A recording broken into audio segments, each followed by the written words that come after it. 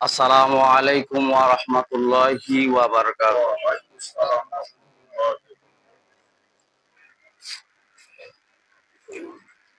ইন্নাল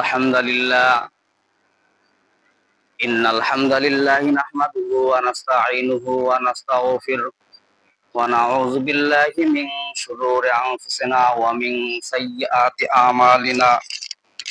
মান ইয়াহদিহিল্লাহু ফালা মুদিল্লা লাহু ওয়া মান ইউদ্লিলহু ফালা হাদিয়া লাহু। ওয়া নাশহাদু আল লা ইলাহা ইল্লাল্লাহু ওয়াহদাহু লা শারীকা লাহু ونشهد أن محمدا عبده ورسوله الذي أرسله بالحق بشيرا ونذيرا وداعيا إلى الله بإذنه وسراجا منيرا. أما بعد فقد قال الله تعالى في كلامه المجيد والفرقانه الحميد. আউযু বিল্লাহি মিনাশ শাইতানির রাজীম। বিসমিল্লাহির রহমানির রহিম। ইয়া আইয়ুহার রাসূল বাল্লিগ মা উনজিলা ইলাইকা মির রাব্বিক ওয়া ইল্লাম তাফআল ফামা বাল্লাগতা রিসালাতাহু ওয়াল্লাহু ইয়াসিমুকা মিনান নাস। ইন্নাল্লাহা লা ইয়াহদিল কওমাল কাফিরিন। وقال النبي صلى الله عليه وسلم بلغوا عني ولو آية أو كما قال عليه الصلاة والسلام. وقال الله تعالى في كلامه المجيد والفرقانه الحميد.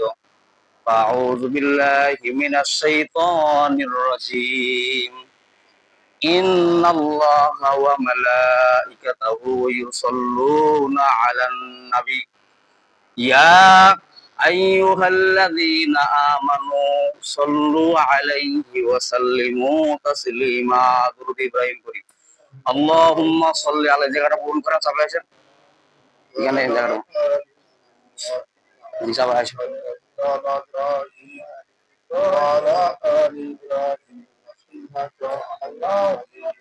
اللهم بارك على محمد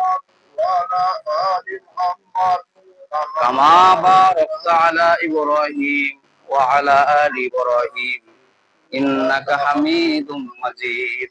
اللهم صل على محمد كما صليت على إبراهيم وعلى آل إبراهيم إنك حميد مجيد. اللهم بارك على محمد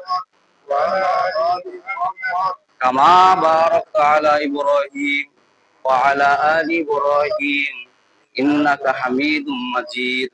بلغ الأولى بكماله كشفت الدجى بجماله وسنة جميع خصاله صلوا عليه وعليه فرن.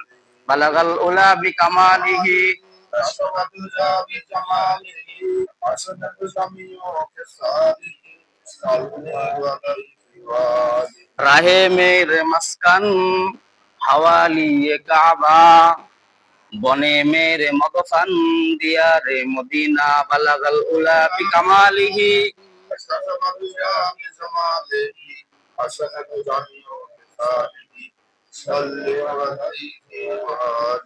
ইমানের পথে অবিচল থেকে আমার মরণ যেন হয়। বলেন, ইমানের পথে অবিচল থেকে আমার মরণ যেন হয়। তোমারই কাছে মিনতি আমার, তোমারই কাছে মিনতি আমার, ও গো মহিম দয়াময়। কোরআনের পথে অবিচল থেকে আমার মরণ যেন হয়। রসুলের পথে অবিচল থেকে আমার মরণ যেন হয়। তোমারই কাছে মিনতি আমার, তোমারই কাছে মিনতি আমার, ও গো মহিম দয়াময়, ইমানের পথে অবিচল থেকে আমার মরণ যেন হয়। আমিন। আলহামদুলিল্লাহ, সমস্ত প্রশংসা আছে মহান রব্বুল আলামিনের, যিনি আমাদের রবিউল আউয়াল মাসের শেষ জুমায় উপস্থিত হওয়ার, শরীক হওয়ার তৌফিক দান করলেন। সেই মহান দরবারে আমরা শুকরিয়া জ্ঞাপন করি। আমরা সকলেই বলি আলহামদুলিল্লাহ। আল্লাহ কালামের ভিতর বলেন, লা ইন শাকারতুম লা আযিদান্নাকুম ওয়া লা ইন কাফারতুম ইন্না আযাবি লাশাদীদ। যে বান্দা আমার নিয়ামত পায়, নিয়ামতের শুকরিয়া আদায় করে, তার নিয়ামতকে আমি আল্লাহ পাক বাড়ায় দেই, বলি সুবহানাল্লাহ। আর যে বান্দা আমার নিয়ামত পাইলো, নিয়ামতের না শুকরিয়া আদায় করে, তার নিয়ামতকে আমি আল্লাহ পাক সিনাই নিয়া ইন্না আযাবি লাশাদীদ, সূক্ষ্ম আযাব দ্বারা গ্রেফতার করি, বলি নাউযুবিল্লাহ। শুকরিয়া আদায় করা এটা কি জিনিস, এটা কি নিয়ামত? আপনি যখন কোনো মানুষের শুকরিয়া আদায় করবেন, কার লাভ বলেন দেখি? কোন একটা নেতার যখন শুকরিয়া আদায় করবেন, প্রশংসা করবেন, যদি নেতার প্রশংসা করেন তাহলে নেতার লাভ, আপনার কোনো। কিন্তু আল্লাহ তাআলার যখন আপনি প্রশংসা করবেন, আল্লাহ তাআলা বললেন যে আমার লাভ হবে না, তোমারই লাভ হবে, বলেন না সুবহানাল্লাহ। নেতার আরবি কি বলেন দেখি? নেতার আরবি কি? ইমাম। ইমাম মানে কি? ইমাম মানে নেতা। ইমাম কোথায় থাকে বলেন দেখি? ইমাম থাকে মসজিদের মধ্যে। মানে এটা হলো ইমাম সগরা, আর বাড়িটা হলো ইমামে, বলেন দেখি ইমামে কি? ইমামে কবরা। মানে এটা বড় ইমাম, আর হলো ছোট ইমাম। ছোট ইমাম মসজিদের মধ্যে বক্তব্য দেয়, আর বড় ইমাম যখন মাঠে ময়দানে যখন কোরআনের বক্তব্য দিবে, তখন কি হয়ে যাবে? তখন নিয়ম কারণ আইন পাশ হয়ে যাবে, ঠিক কিনা বলে? একটা নিয়ম পরিচালিত আছে। তার মানে কি? আপনি মসজিদের মধ্যে প্রবেশ করেন, লম্বা কাপড় পরিধান করেন, যদি উলঙ্গ অবস্থায় যদি প্রবেশ করেন, তাহলে বলবে কি? বলবে এটা পাগল, ঠিক কিনা বলেন? বলবে না? যখন নামাজ পরিচালিত থাকবে, পরিবেশ থাকবে, নেতাদের মধ্যে যখন কোরআন ঢুকে যাবে, কি ঢুকে যাবে? কোরআন ঢুকে যাবে যখন নেতাদের মধ্যে, তখন সমস্ত রাষ্ট্র কোরআনে হয়ে যাবে, বলেন না সুবহানাল্লাহ। সমস্ত লোক নামাজি হয়ে যাবে। এখন নামাজি তো মসজিদের মধ্যে তেমন একটা পাওয়া যায় না, কারণ নামাজ